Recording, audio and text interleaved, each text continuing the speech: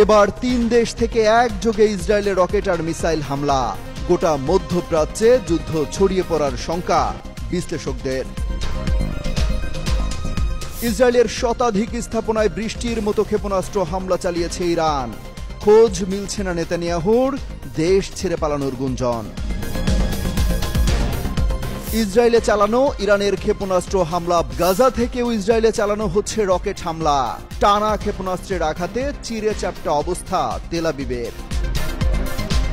ইরানের পবিত্র জামকারান মসজিদের চূড়ায় বেঁধে দেয়া হলো ঐতিহাসিক লাল পতাকা। মুহুর্মুহু রকেট আর মিসাইল হামলা থেকে প্রাণে বাঁচতে বাংকারে পালালেন মার্কিন রাষ্ট্রদূত। সারা বিশ্বে ইসরায়েলের দূতাবাস বন্ধ ঘোষণা। শীর্ষ জেনারেলদের হারিয়ে চরম প্রতিশোধের প্রতিজ্ঞা তেহরানের। ইরান ইসরায়েল যুদ্ধ ছড়িয়ে পড়ছে গোটা মধ্যপ্রাচ্যে। 3 দেশ থেকে ইসরায়েলে হামলা চালানো হচ্ছে।